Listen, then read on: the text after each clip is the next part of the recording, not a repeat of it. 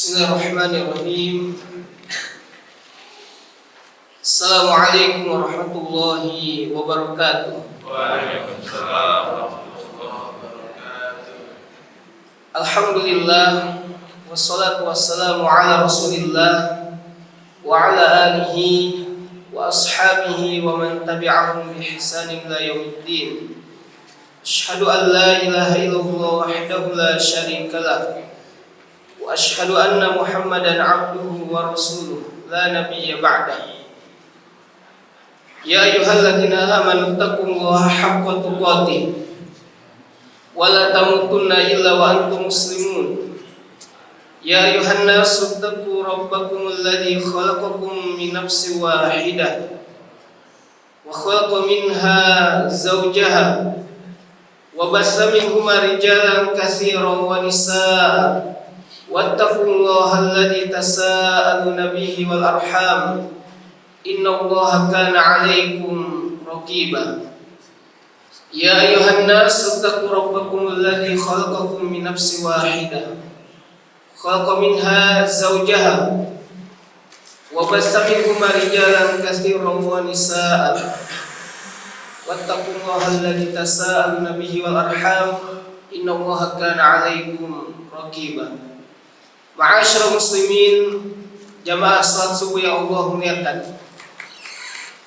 Kita bersyukur atas nikmat dan karunia yang telah Allah berikan kepada kita. Kita bersyukur atas nikmat iman dan Islam. Kita bersyukur atas seluruh karunia yang telah Allah berikan kepada kita, terutama melaksanakan salat subuh secara berjamaah, diikuti melaksanakan kajian ilmiah, dan ini adalah salah satu perkara yang dapat mendatangkan kecintaan dan keridhaan Allah Subhanahu wa taala untuk kita semuanya. Di mana manusia memiliki kesempatan, dan kesempatan yang Allah berikan hanyalah satu kali. Dia hidup satu kali. Dia pun mati satu kali. Bahkan dia nanti akan dibangkitkan dari apa yang telah Allah Subhanahu wa taala berikan nikmat dan kesempatan hidup. Bagi orang-orang yang beriman, mereka senantiasa melihat hal-hal yang nanti esok akan mereka nikmati. Mereka akan tuai di akhirat kelak dari amal soleh yang mereka lakukan selama hidup di dunia. Karena mereka mengetahui kehidupan bukan hanya di dunia saja. Kehidupan di alam akhirat yang akan Allah Subhanahu wa taala persiapkan dari dua tipe manusia. Manusia yang beriman dan manusia yang kafir. Maka jemaah yang Allah muliakan, kita bersyukur Allah sematkan keimanan, Allah sematkan kecintaan terhadap amal soleh, Allah sematkan semangat untuk mencari sebab-sebab yang mendatangkan cinta dan ridhonya Allah Subhanahu wa taala. Maka sebab inilah yang mendatangkan rahmat Allah Subhanahu wa taala. Memang amal soleh bukan syarat utama seseorang masuk surga, tapi amal soleh dan iman adalah sebab untuk masuk surga. Berapa banyak orang yang Allah ampuni, yang Allah tidak hisab, Allah masukkan ke dalam surga berdasarkan keterangan yang dikabarkan oleh Nabi sallallahu alaihi wasallam, disebabkan rahmat Allah. Dan kita pernah mendengar hadis qudsi, ya, inna rahmati sabaqat ghadabi. Sesungguhnya rahmatku mendahului rasa marahku, mendahului murkaku. Seandainya Allah mendahului murkanya, maka kita akan celaka semuanya. Ketika kita berbuat dosa, Allah langsung murka. Tapi Allah mendahului rahmatnya, rasa kasih sayangnya kepada hamba-hambanya, sehingga ada waktu untuk seorang hamba berbenah diri, untuk bertobat dan kembali kepada Allah. Dan Allah Subhanahu wa ta'ala menginginkan permohonan ampun kita dari dosa dan kesalahan yang kita lakukan, sehingga kita meminta kepada Allah agar Allah arahkan kita di atas iman dan amal soleh. Jamaah yang Allah muliakan, kita lanjutkan syarah hadis ke-8, yaitu hadis yang berkaitan dengan perkara-perkara kewajiban yang perlu kita ketahui. Di mana kemarin kita telah membahas secara umum ya. Nabi SAW bersabda, umirtu, dari sahabat Abdullah bin Umar ya, anna Rasulullah qala, dari sahabat Abdullah bin Umar bahwasanya Rasulullah SAW bersabda, umirtu an uqatilan nas hatta yashhadu an la ilaha illallah wa anna Muhammadar Rasulullah wa anna Muhammadar Rasulullah wa anna Muhammadar Rasulullah wa yuqimus shalah wa yu'tuz zakah fa idza fa'alu dzalik asamu minni dima'ahum wa amwalahum illa bihaqqil Islam wa hisabuhum 'ala Allah ta'ala. Rawahul Bukhari wal Muslim. Dari sahabat Abdullah bin Umar, Nabi SAW bersabda, umirtu an uqatilan nas, aku diperintahkan untuk memerangi manusia. Kalau seseorang mendengar hadis ini, maka kalau dia pahami secara letterlek, dia akan menyimpang. Nabi memerintahkan kita berdasarkan hadis yang mulia ini untuk memerangi manusia, hatta yashhadu an la ilaha illallah, sampai mereka mengucapkan dan mempersaksikan diri bahwasanya tidak ada ilah yang berhak diibadahi dengan benar melainkan Allah. Wa anna Muhammadar Rasulullah, dan bahwasanya Muhammad adalah Rasulullah. Kalau hadis ini diterima secara kontekstual ya, kemudian tidak ada bimbingan ataupun penjelasan para ulama, maka sangat berbahaya. Orang-orang yang memiliki pemahaman khawarij ya, mereka keluar dari barisan akidah Ahlus Sunnah, yang mana mereka mencerca pemerintah ya secara tidak ilmiah. Pertama, tidak ilmiah. Kedua, dia menjatuhkan kehormatan pemerintah. Ini bibit-bibit khawarij ya, dijatuhkan, dijelekan. Tidak demikian. Ahlus Sunnah wal Jamaah itu punya qawaid dan dawabit ya. Ketika seseorang mengatakan saya akan memerangi manusia berdasarkan hadis ini, sampai mereka mengucapkan syahadat, mempersaksikan bahwa Muhammad adalah hamba dan utusan Allah. Padahal kalimat an-nas di sini bukan bermakna umum, jelaskan para ulama. An-nas di sini bermakna khusus. Ada manusia yang memang wajib diperangi. Karena dalam Islam, orang-orang di luar Islam itu terjaga ketika dia menjalani akad, terjaga ketika dia membayar jizyah, terjaga ya. Orang-orang kafir itu terjaga ketika dia meminta keamanan kepada pemerintah kaum muslimin. Seperti Nabi SAW berada di kota Madinah. Di situ ada kaum Yahudi, ada Bani Quraidah, ada Bani Qainuqa, ya, Bani Nadir. Semuanya bukan Islam. Tapi dalam sejarah ada namanya perjanjian kota Madinah. Kalau kita piagam Jakarta, piagam kota Madinah. Di mana perjanjian tersebut ya, mereka yang berada di kota Madinah, di negeri Yathrib, itu bekerja sama, bergotong royong dan sepakat dalam satu kesatuan. yaitu memerangi orang-orang yang akan menyerang negeri atau kota Madinah. Dan Bani Quraidah dia mengkhianati janji kesepakatan yang telah dibuat oleh Nabi SAW atau dibuat bersama, disepakati bersama ketika perang Ahzab, yang mana bikin parit ya di kota Madinah, karena orang-orang dari kafir Quraisy atau kafir Mekah menyerang kota Madinah. Dan ketika permasalahan ataupun puncak dari penyerangan itu sudah mencapai klimaks, ya Bani Quraidah menyelisih janji, mengkhianati janji.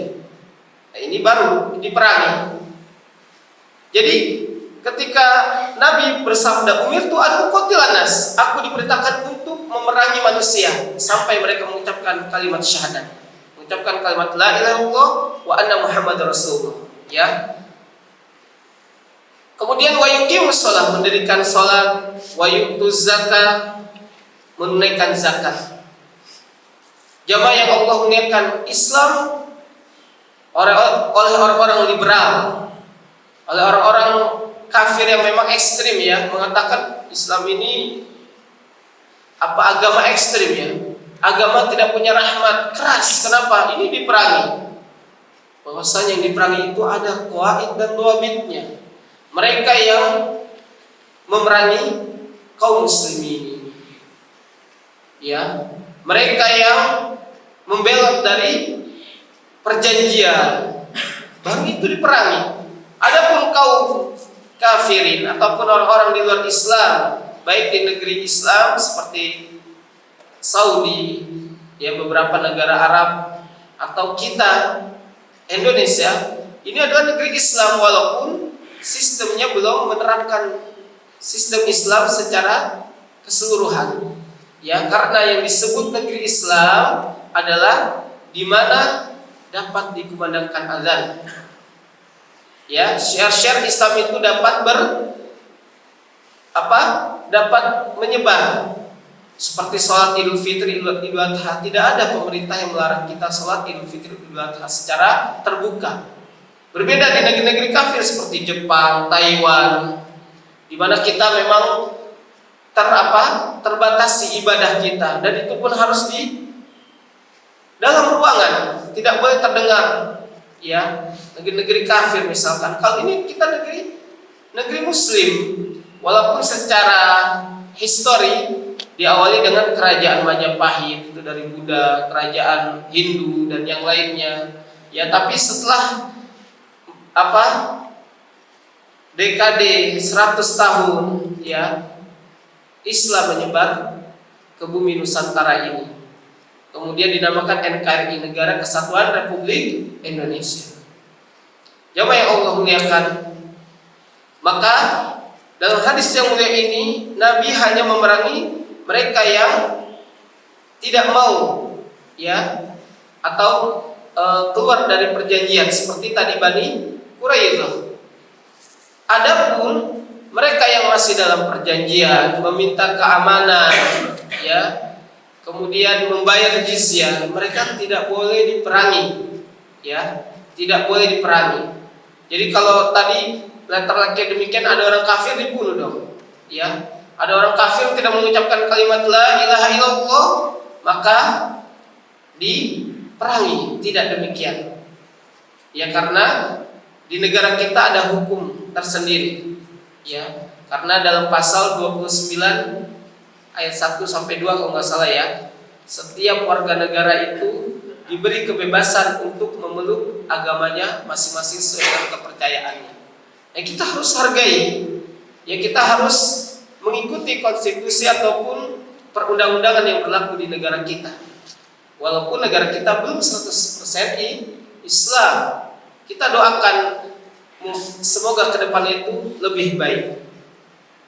Kemudian wa yuqimus shalah, mendirikan salat, karena salat adalah tiang agama.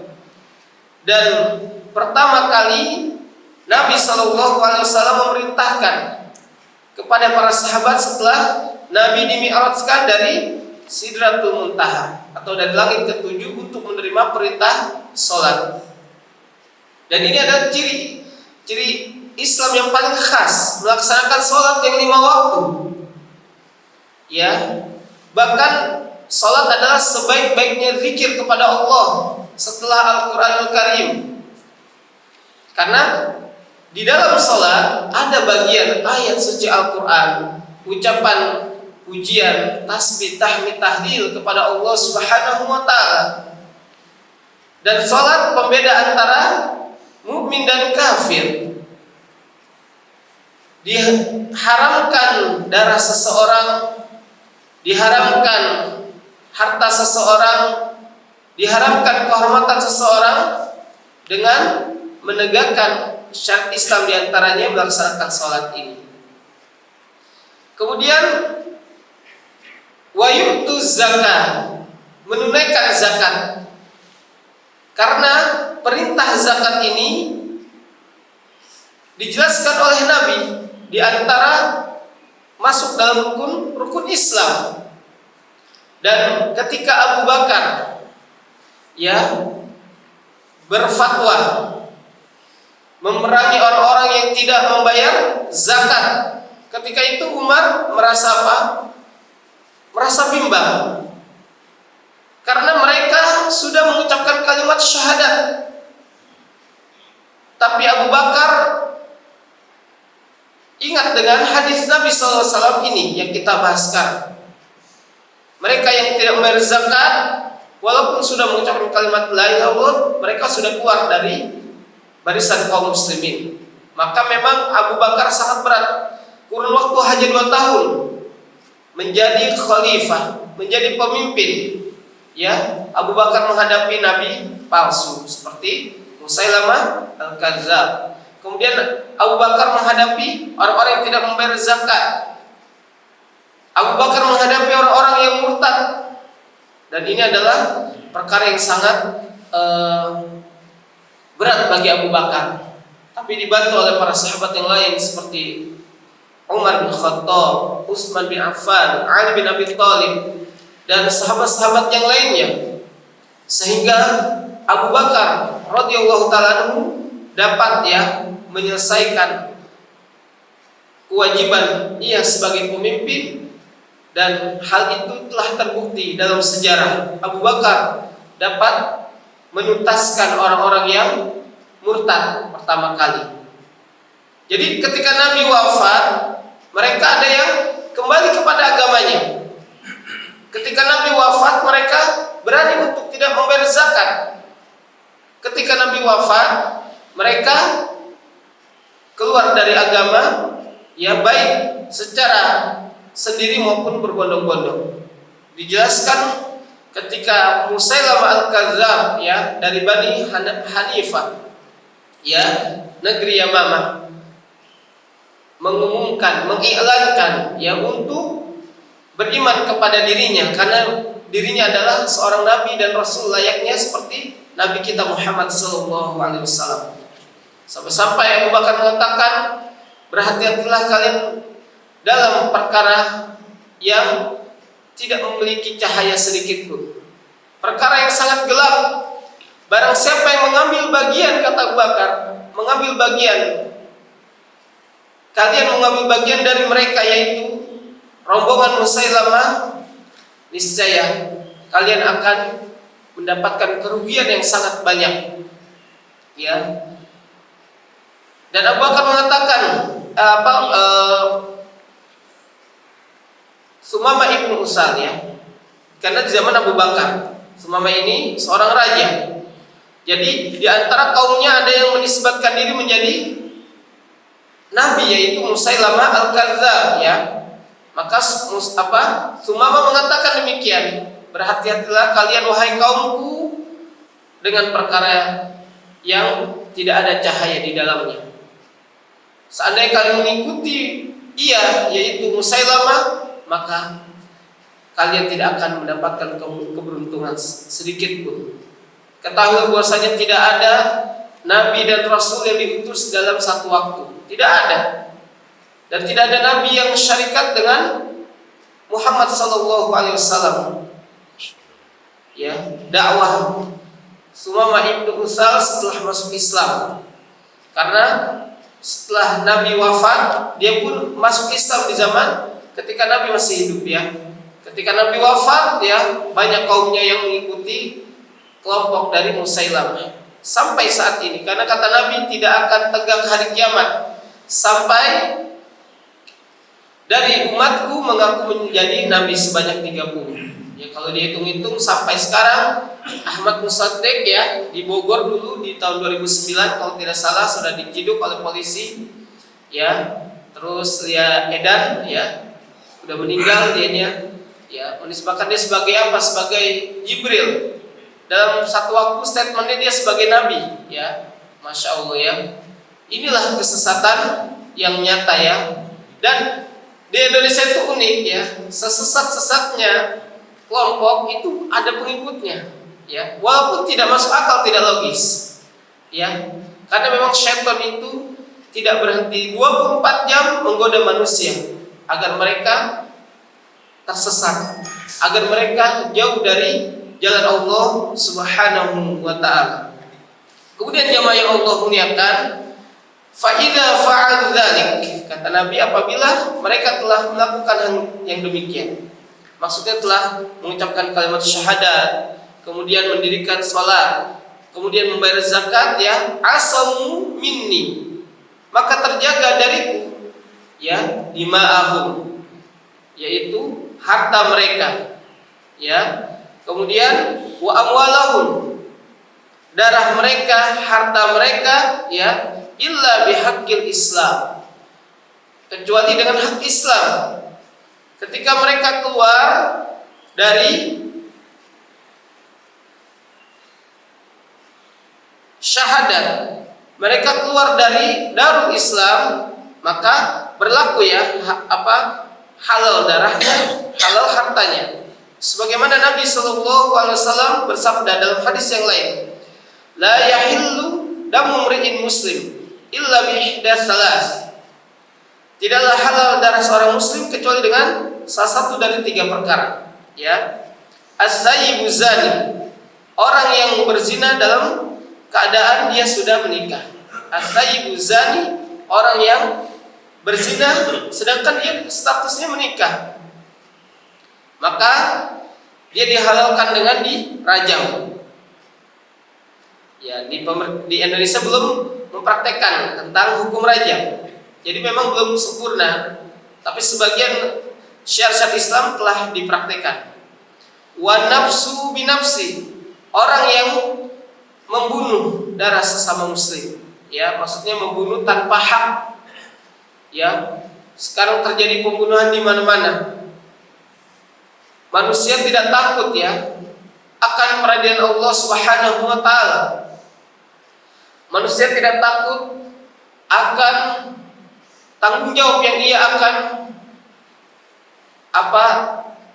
emban ya, atau pertanggungjawaban, bukan tanggung jawab, pertanggungjawaban yang ia akan mintai pertanggungjawaban oleh Allah ketika dia membunuh tanpa hak.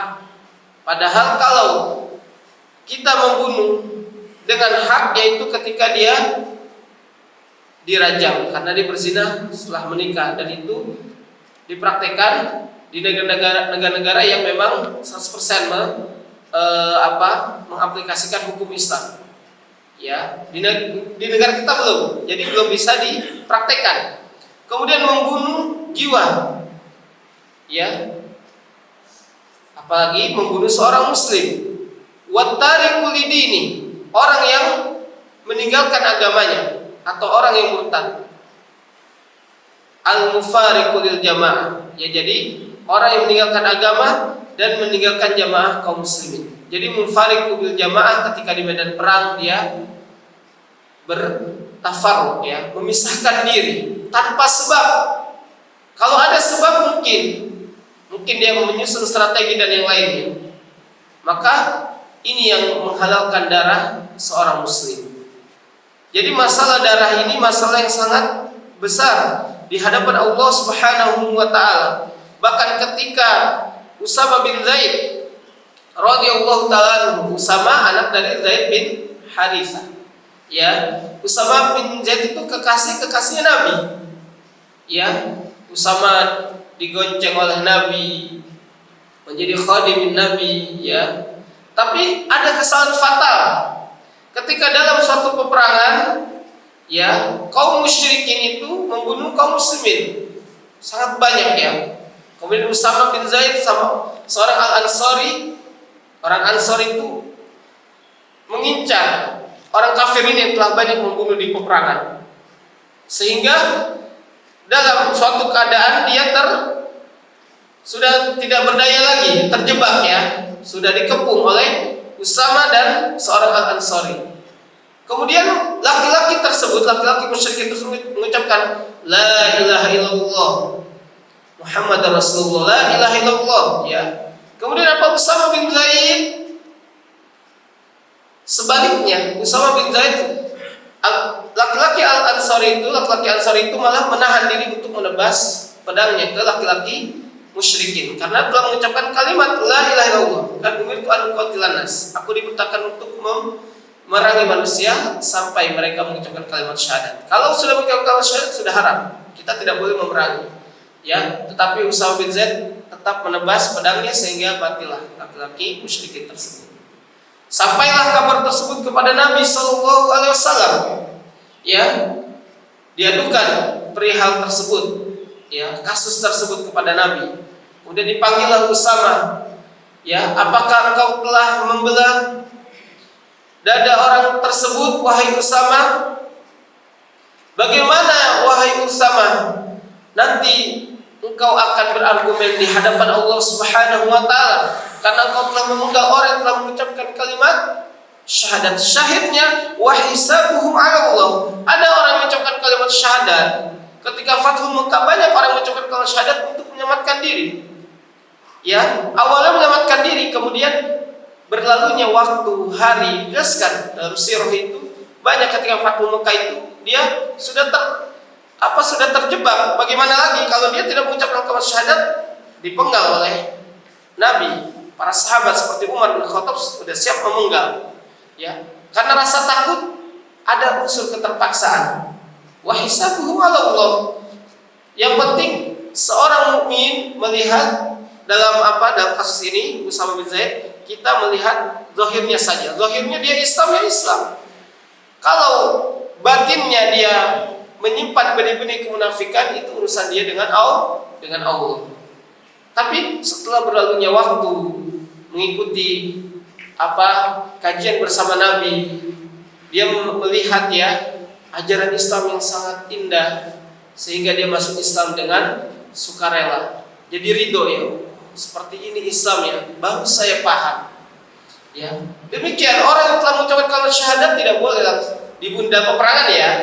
Ya, misalkan dia sudah mengucapkan kalimat syahadat, terjebak kaum musyrikin itu, asyhadu an la ilaha illallah, supaya dia selamat dari tebasan pedang.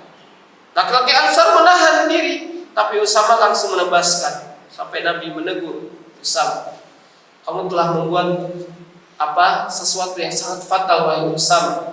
Apakah engkau telah membelah dada laki-laki tersebut, ya, sehingga engkau menghukumi bahwasanya dia, ya Rasulullah, dia mengucapkan itu hanya untuk menyelamatkan diri.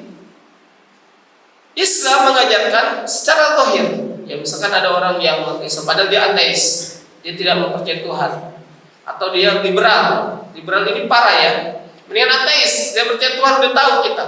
Kalau liberal itu, ya, meyakini bahwa semua agama itu sama, ya. Ateis dia sudah kufur. Liberal jadi dia Islam, ya, tapi seakan-akan percaya juga dengan Tuhan yang lain. Semua agama itu sama, tujuannya sama kepada Tuhan yang Maha Esa. Lah, orang di luar kita Tuhannya beda, masa Tuhan yang Maha Esa, ya. Tapi kalau bahasa namanya bahasa nasionalis, ya, kepada Tuhan yang Maha Esa. Tapi dalam prinsip itu sudah menyalahi, ya. Jadi ada namanya prinsip al-wala wal bara. Wala itu mencintai, ya, ridho terhadap sesuatu yang memang Allah cintai. Bara berlepas diri, berpaling, ya, atau menjauh dari perkara-perkara yang Allah murkai. Kalau kita punya relasi dia misalkan liberal ya, itu jelas ini bahaya. Karena paham liberal ini sudah masuk di parlemen, Syiah masuk di parlemen, paham-paham sesat itu sudah masuk Bapak dan Ibu di parlemen. Bahkan Syiah itu punya proyek 50 tahun. Entah Indonesia itu kapan dia eksekusi di tahun 2000 berapa ya, 2050 atau 2030, 2040 ya, seperti kondisi di Suriah. Di Suriah itu ulama-ulama Ahlus Sunnah dibunuh. Ya Syiah itu orang yang menjelekkan para sahabat, menghardik sahabat, mengkafirkan para sahabat. Cuma 1-2 hanya hitungan jari sahabat yang tidak dikafirkan oleh mereka Syiah. Mereka mengkafirkan Aisyah, Abu Bakar, padahal Aisyah, Abu Bakar adalah Aisyah istri Nabi ya. Kemudian Abu Bakar mertua sekaligus orang yang bersama Nabi hijrah. Keji sekali ya orang Syiah ini ya. Mereka mengkafirkan para sahabat. Hanya sedikit yang sahabat yang selamat dari mengkufurkan, yang mereka kufurkan ya maksudnya. Na'udzubillah. Inilah perkara-perkara yang telah kita saksikan di tengah-tengah kita. Maka kewajiban kita itu membentengi anak-anak kita dari paham-paham yang menyimpang, yang dapat ya menggerus ya keimanan anak-anak kita, generasi-generasi kita.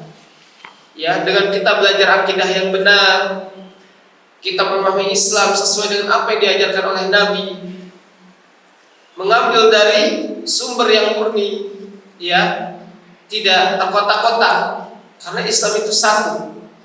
Nah nanti masuk pilpres ya, ini terkotak-kotak lagi, ya, barisan kaum muslimin terkotak-kotak.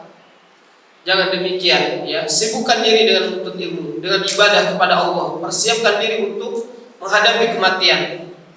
Kita tidak diminta pertanggungjawaban siapa nanti calon di 2024. Enggak ada. Allah enggak nanya kita di alam kubur, enggak ditanya itu. Yang ditanya man rabbuka. Ya. Enggak ditanya wa man amiruka, siapa pemimpinmu? Tidak. Man rabbuka, siapa Rabbmu? Wa man nabiyuka, siapa nabimu? Wa madinuka, apa agamamu? Ketiga inilah yang akan ditanya di alam kubur. Karena setiap ini kan pesta 5 tahunan ya, pesta demokrasi setiap 5 tahunan. Ya kaum muslimin tersibukkan dengan politik, akhirnya apa?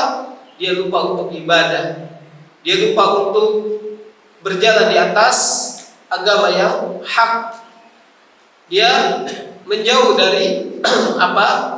Koridor-koridor Islam, menyibukkan diri dengan politik dan yang lainnya.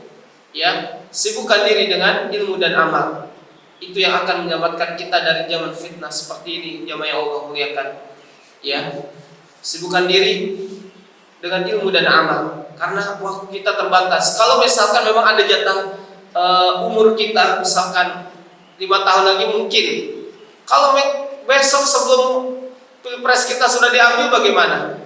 Ya, kita sibukkan dengan pilpres, nggak ditanya man amiruka, siapa pemimpinmu, siapa pilihanmu, tidak. Ya, orang yang cerdas, orang yang mempersiapkan sesuatu yang akan ditanya nanti di alam kubur. Perkataan ya para ulama, ya, sibukkan diri dengan menuntut ilmu dan amal, karena ini akan menyelamatkan kita dari fitnah yang sekarang melanda kita semuanya. Jamaah yang Allah muliakan, hadis yang mulia ini ya mengajarkan kepada kita, berpesan kepada kita untuk senantiasa berpegang teguh kepada ajaran Islam, ya. Karena asas Islam itu bersyahadat, mendirikan sholat, menunaikan zakat, ya. Kemudian ditambah dengan yang 4 dan 5, mengerjakan saum di bulan Ramadan, laksanakan saum di bulan Ramadan, kemudian haji ke Baitullah ketika kita mampu. Ini asas Islam yang perlu kita jaga dan kita laksanakan. Kalau haji ibadah yang berkaitan dengan maliyah. Adapun keempatnya itu bukan berkaitan dengan maliyah, bukan berkaitan dengan harta. Bersyahadat, Ustaz, apa kita perlu syahadat? Tidak perlu, kecuali bapak ibu dulu dilahirkan dengan rahim ataupun dilahirkan oleh ibu yang rahimnya bukan Islam. Tapi kalau kita dilahirkan oleh orang tua yang Islam, tidak perlu syahadat. Sekarang ada pemahaman kita perlu mengulangi syahadat lagi, karena syahadat kita tidak sah, atau syahadat kita tidak sempurna. Apa tuh pemahaman apa tuh? Tersebar ya. Nah, ini adalah keliru. Yang dalam riwayat tidak ada riwayat yang sahih. Sahabat-sahabat yang dilahirkan dari rahim-rahim yang mukmin, ya, sahabat-sahabat dunia dilahirkan atau dibesarkan dari rahim sahabiah yang mukminah. Mereka tidak pernah mengucapkan kalimat syahadat. Ya, karena Islam itu dinul fitrah. Ya, asal orang-orang manusia itu dia fitrahnya Islam. Tapi yang membuat mereka Yahudi, Nasrani atau selainnya, ya, karena orang tuanya. Ya. Tetapi pada asalnya mereka itu Islam, mengakui Allah itu adalah Rabb. Ya. Menyimpang akidahnya ketika dia dilahirkan dari orang tua yang bukan Islam. Makanya bersyukur kita ya, karena orang yang berjuang ketika dia ditakdirkan lahir dari orang non muslim ya, atau orang-orang kafir, Kristen, Buddha, ketika dia masuk Islam, coba lihat penuturan para mu'alaf ya, itu sangat berjuangnya sangat berat sekali ya untuk memperjuangkan iman. Saya mengikuti seperti apa mu'alaf center Indonesia ya. Kohan itu saya kenal ya. Kalau Koseven nggak kenal ya, rahimahullah yang meninggal kemarin. Kohan ini saya kenal. Sampai dia ada yang sudah sertifikat ya, sudah masuk Islam mu'alaf ya, sudah ada sertifikatnya. Ketika meninggal sama keluarganya diambil lagi ya. Jadi mu'alaf center Indonesia itu berjuang. Ini adalah saudara saya, saudara semuslim saya. 1 jam kami tidak bisa ambil, saya siap mati. Masya Allah, Tuhan itu ya, ngeri itu orang itu ya, sehingga ya dikasih itu tadinya jenazahnya itu ini, tapi apa jenazahnya gimana ya, kayak murem gimana ya, tapi setelah diambil oleh saudaranya ya, kaum muslimin dari mu'alaf center Indonesia itu senyum, ada ininya videonya, senyum, terlihat senang ya gitu ya. Memang terkadang Allah memberikan bukti ya, walaupun tidak selamanya. Misalkan ya dia dalam kondisi seperti itu, dia tersiksa ya ruhnya. Wah, jasad saya mau di prosesinya tidak sesuai Islam. Sedangkan saya sudah muslim ya. Ketika dia tahu ya, Allah berikan kemudahan ya ruh untuk melihat jasadnya, dilakukan secara Islam, didoakan, disolatkan, ini perkara yang sangat bahagia ya. Makanya ketika Sumamah ibnu Usal ya, dia adalah seorang raja Yamamah. Sebelumnya dia kafir. Dia sangat benci kepada Nabi SAW, kepada para sahabat, bahkan berusaha membunuh Nabi tapi tidak berhasil. Ya, tidak berhasil membunuh Nabi, dia membunuh ataupun mengintimidasi para sahabat. Di antara mereka ada yang disiksa, ada yang dibunuh. Syahrul Qitlatin ya. Seburuk-buruk pembunuhan ya. Jadi kalau mutilasi itu di zaman dulu sudah ada, bukan zaman sekarang ya, bukan zaman sekarang saja maksudnya ya. Jadi seburuk pembunuhan sampai Nabi mengatakan fa'ahdar Nabi SAW damu. Nabi mengumumkan ya, mengiklankan, menghalalkan darah Sumamah ya, karena sudah Nabi itu benar-benar sakit hati ya. Benar-benar Nabi terpukul, sahabatnya diintimidasi, dibunuh ya. Tapi ketika Sumamah ingin pergi untuk melaksanakan umroh, ada kan kafir tapi umroh, karena zaman dulu sudah lestari syariat Nabi Ibrahim dan Nabi Ismail alaihi wassalam, itu lestari ketika masa Nabi Sallallahu Alaihi Wasallam. Karena kan syariat yang lestari diantaranya syariat umroh dan haji. Mereka Sumamah ini, raja ini berangan-angan ingin umroh dari negeri Yamamah ke negeri Mekah, itu harus melewati kota Madinah. Ya, setelah itu di kota Madinah Nabi telah membuat ring, sama seperti presiden. Sekarang kan ada ring 1, 2, 3, ring 4, 5 mungkin, ya, untuk menjaga kota Madinah. Syariah Nabi sallallahu alaihi wasallam. Mata-mata, ada yang jadi intel, ada yang memang pasukan menjaga perbatasan dan yang lainnya. Nah, Sumamah lewat. Padahal Nabi mengatakan mengumumkan ya halal darah Sumamah, tapi kan sebagian mereka tidak ada melihat Sumamah seperti apa wajahnya. Ya, sebagian mereka ketika berjumpa saja, yang memang disiksa Sumamah, yang memang berjumpa dengan Sumamah. Ditangkaplah Sumamah. Kemudian Sumamah ditangkap, diikat di tiang dari tiang-tiang Masjid Nabawi, Masjid Nabi ya. Kemudian Nabi melihat Sumamah, ya, setelah berkeinginan kuat untuk masuk ke dalam masjid, Nabi melihat Sumamah. Nabi sholat dulu, biasa sholat wajib ya. Di situ tidak diceritakan sholat apa. Kemudian Nabi keluar, kemudian berkata kepada para sahabat, hal ta'rifuna ma akhadtu? Apakah engkau tahu siapa yang kalian tangkap? Nah, Nabi berkata kepada sahabat, la ya Rasulullah, kami tidak tahu wahai Rasulullah. Ya, fa innahu Sumamah. Sungguh dia adalah Sumamah ibnu Usal al-Hanafi. Dia adalah Sumamah ibnu Usal al-Hanafi. Ya, maka berbaik-baiklah dengan tawanan. Ya. Coba seandainya Syariah itu tahu dari awal itu Sumamah udah dipenggal, kasih ke Nabi, biar Nabi senang ya. Nih orang yang telah menyakiti Nabi, yang telah membuat Nabi sedih dan terpukul karena sebagian sahabatnya dibunuh dengan seburuk-buruk pembunuhan. Bahasa kita kan sekarang mutilasi ya. Ada yang lebih buruk pembunuhan Pak selain mutilasi apalagi? Gak ada ya. Selain mutilasi itu yang mutilasi dipotong-potong, ya kepalanya ininya. Kemudian apa? Beberapa hari diberikan apa? Sumamah. Ini kita karena berkaitan dengan indahnya Islam ya.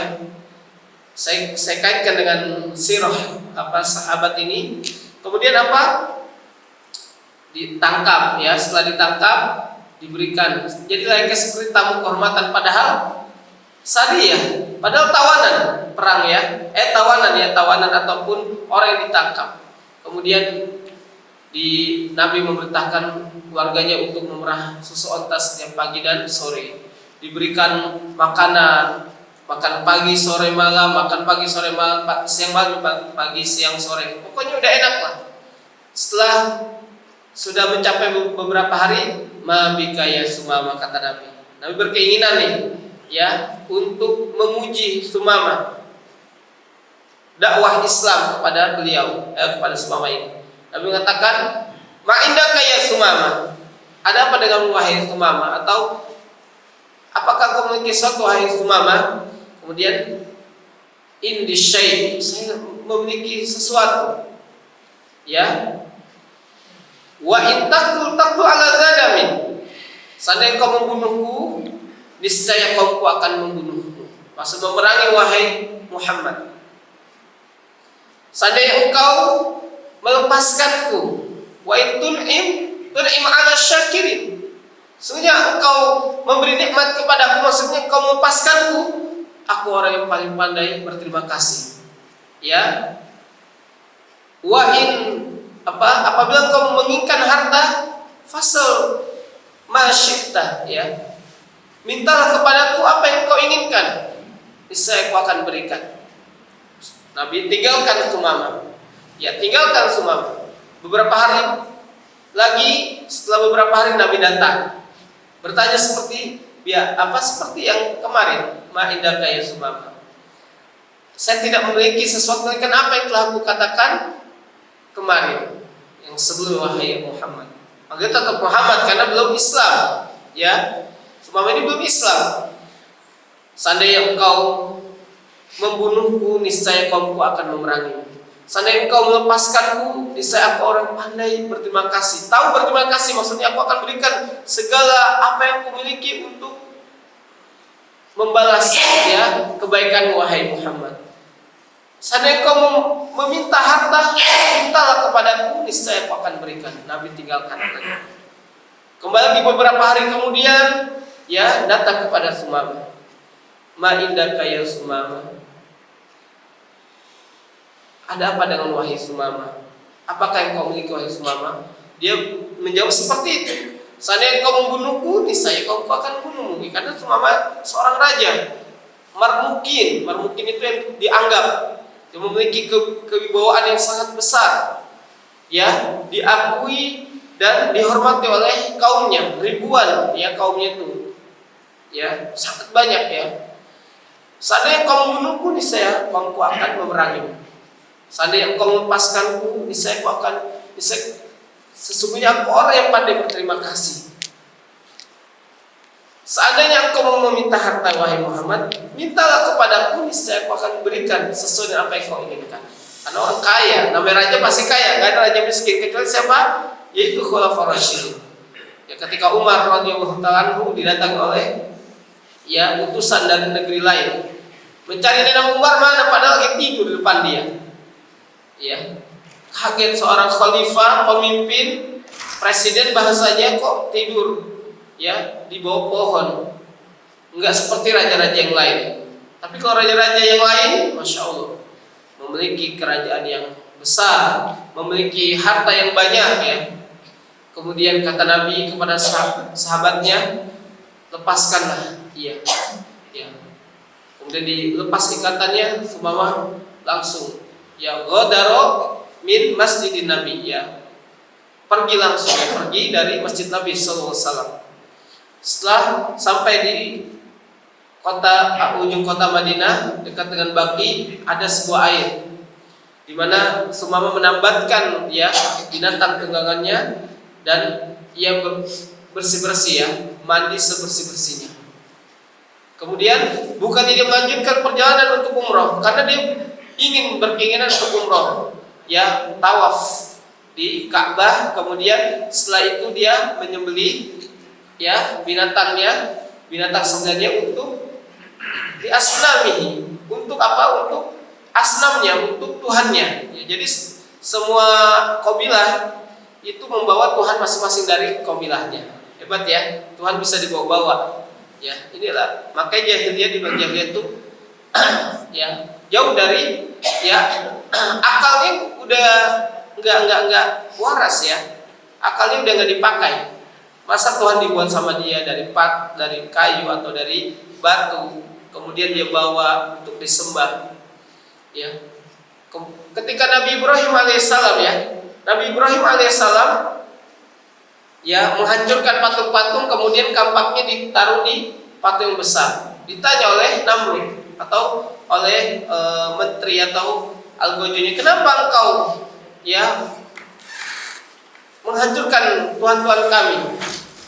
Jangan tanyakan ke saya, tanyakan kepada patung yang paling besar, karena dia megang kampaknya. Tidak mungkin ya dia dapat berbicara. Nah, bagaimana kamu menyembah ya Tuhan yang tidak dapat berbicara, tidak dapat mendengar? Ini terpatahkan argumennya, sehingga Nabi Ibrahim ditangkap, dibakar hidup-hidup itu dia, ya, sampai dia minta kepada Allah ya agar diselamatkan. Kemudian Allah berfirman ya, dinginlah wahai api ya untuk Ibrahim, dan jadilah keselamatan bagi Ibrahim ya. Jamaah yang Allah muliakan, Sumamah ibnu Utsal kemudian kembali lagi ke kota Nabi, ke Madinah. Ya, ketika di ring 5 atau 4 dia datang. Ya, dengan pasukan yang sangat banyak, semua mengatakan asyhadu alla ilaha illallah. Ya, dia mengucapkan kalimat syahadat ya. Kemudian dia datang kepada Nabi, wahai Rasulullah, wahai Nabi, sesungguhnya tidak ada wajah yang aku paling benci di atas permukaan bumi melainkan wajahmu. Ya, akan tapi faasbaha ya wajhuka ahabbu ilayya. Pada hari ini, pada saat ini, wajahmu lebih aku cintai daripada wajah-wajah selainnya di atas permukaan bumi ini. Sungguh aku sangat membenci agama yang engkau anut wahai Nabi. Akan tapi pada saat ini aku lebih mencintai agamamu dibandingkan agama-agama yang lain. Dan aku sungguh sangat benci ya, wallahi ya, demi Allah aku sangat benci dan murka dengan negeri yang engkau pijak. Lantas pada saat ini negerimu lebih aku cintai daripada negeri-negeri seluruhnya. Ya. Kemudian kata Sumamah apa? Ya Rasulullah, sesungguhnya aku telah menumpahkan darah, aku telah memberikan menumpahkan darah sahabat-sahabatmu, membunuh para sahabatmu, ya, menyiksa para sahabatmu. Apa yang kau perintahkan setelah masuknya aku ke dalam Islam? Nabi menjawab apa? La tasriba 'alaika ya Sumamah. Wahai Sumamah, tidak ada celaan bagimu pada hari ini. Fa innal Islama yajubu ma qablahu. Sesungguhnya Islam menghapus apa yang sebelumnya. Makanya enak sekali ya kalau orang yang masuk Islam di tengah usia yang senja, di masa-masa usia yang senja ya, dia masuk Islam, dia mendapatkan kebahagiaan. Kenapa? Kebahagiaan apa? Allah menghapus seluruh dosa-dosanya seperti bayi baru lahir, itu dia. Makanya kalau ada umur 60 tahun kakek-kakek dibilang bayi baru lahir, itu ketika dia dulunya kafir masuk ke dalam Islam. Dan Islam adalah agama rahmat. Ya, tidak seperti apa yang diopinikan, ya, diberitakan oleh ya berita-berita dari luar, ya, menyudutkan Islam itu teroris dan yang lainnya. Padahal mungkin sebagian kelompok di negara kita ini memiliki pemahaman, ya, ada sebagian kelompok ini bukan besar juga, bukan kecil juga, besar kelompoknya, ya, memiliki pemahaman Khawarij, bahwasanya Indonesia bukan negara Islam, ya. Kemudian hukum tauhid yang dipakai menghina pemimpin, presiden, ya, ini adalah bibit-bibit Khawarij, ya. Lihatlah, Islam menghapus apa yang sebelumnya. Kemudian kata Sumamah, wallahi, demi Allah wahai Rasulullah, saya akan menjadikan diriku, pedangku dan orang-orang yang bersamaku untuk membelamu dan membela agamamu. Jadi dia berupaya menebus kesalahannya, dosanya dengan apa? Mengerahkan secara totalitas apa yang dimiliki untuk membela Nabi, membela agama Islam, membela untuk Allah dan Rasulnya. Ya, sampai-sampai ketika Nabi meninggal, dia berada di barisan, Sumamah berada di barisan siapa? Abu Bakar As-Siddiq, memerangi orang-orang yang murtad, memerangi orang-orang yang beriman kepada Musailamah Al-Kadzdzab, ya. Dia memerangi, dia bersama kaum muslimin, ya, sampai akhir hayatnya. Jadi sahabat-sahabat itu mereka mulia bukan tanpa pengorbanan, Pak. Ya, bukan tanpa pengorbanan. Semua kemuliaan itu pasti ada pengorbanan. Maka kita di barisan mana? Kita orang Islam. Adakah pengorbanan kontribusi kita kepada Islam dan kaum muslimin? Dan seperti ini adalah bentuk pengorbanan waktu kita memahami agama Allah. DKM menyelenggarakan, ini bentuk pengorbanan kontribusi untuk Islam dan kaum muslimin. Menciptakan bi'ah lingkungan yang baik, lingkungan yang Islami.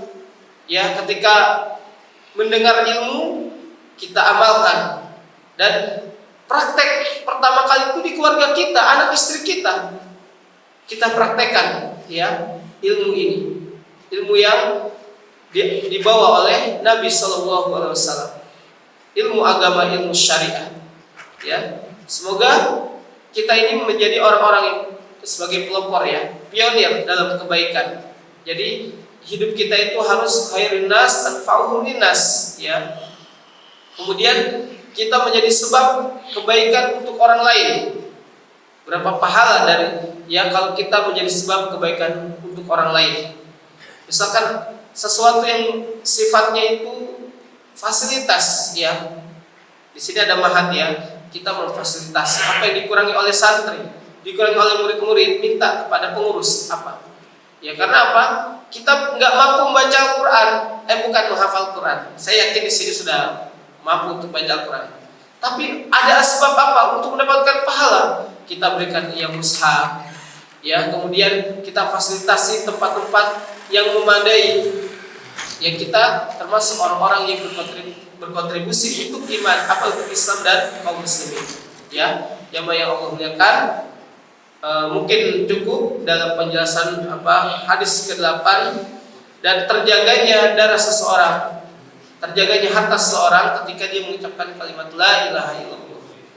Tapi ketika memerangi, ingat, memerangi kaum kafirin itu sifatnya di medan perang atau dia membelot dari pemerintahan yang sah. Wallahu a'lam bishawab. Semoga yang sedikit ini bermanfaat. Semoga Allah Subhanahu wa taala memberikan kepada kita kekuatan untuk berada di atas Islam dan iman.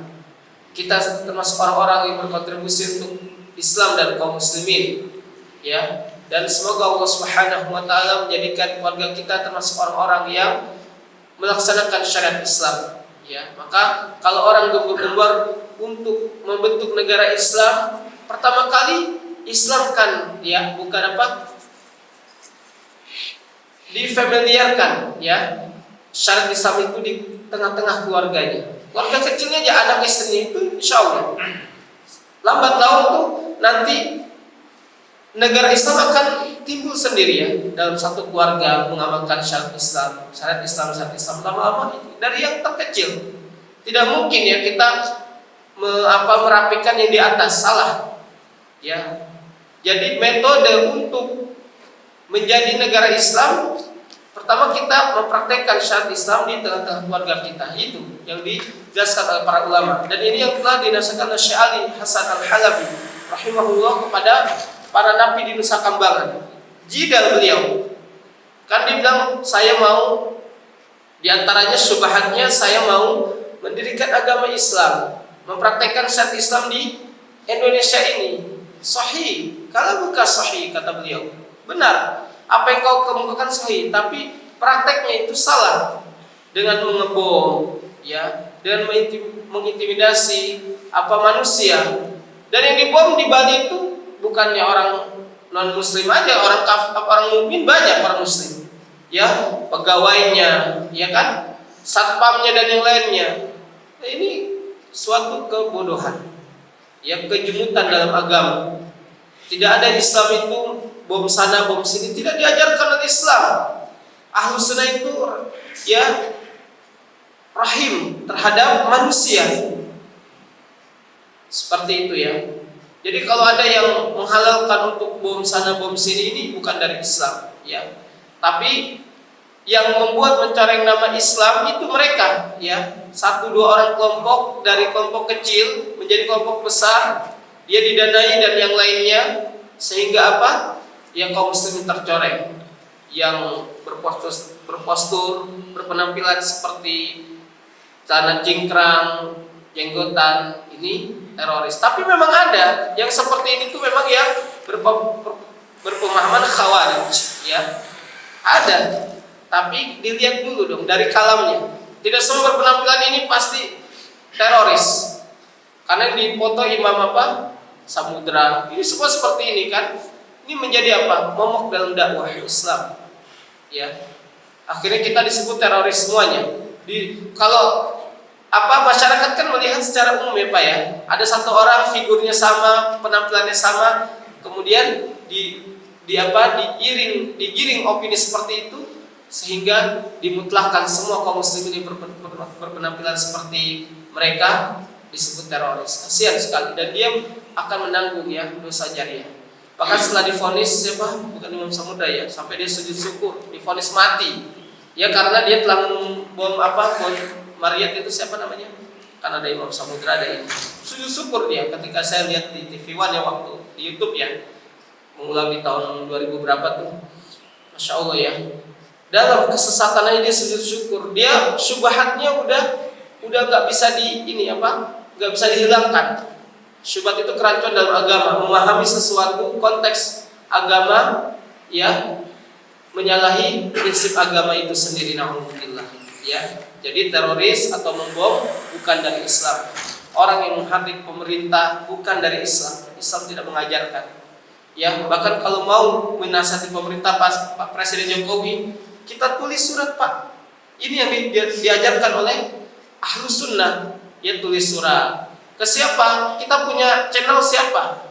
Ya, dari eselon 1, 2 kita kasih ke mereka yang punya link ke Pak Presiden. Seperti itu. demo, ya, menurunkan harkat martabat pemerintah ini tidak dibenarkan. Ahlus Sunnah tidak mengajarkan demikian. Hatta yang seperti BBM naik, ya, memperjuangkan, ya, sebagian penduduk ke jalan, ya, bahkan membuat kerusakan yang lebih mafsadah yang lebih besar daripada maslahat. Wallahu a'lam bishawab. Semoga yang sedikit ini bermanfaat. Ada pertanyaan Bapak dan Ibu yang Allah muliakan, dipersilakan. Ya. Saya nggak fokus, ya, ke sana sini sengaja supaya ada pertanyaan. Kalau fokus nanti tidak luas, ya, pembahasannya. Ada pertanyaan Pak?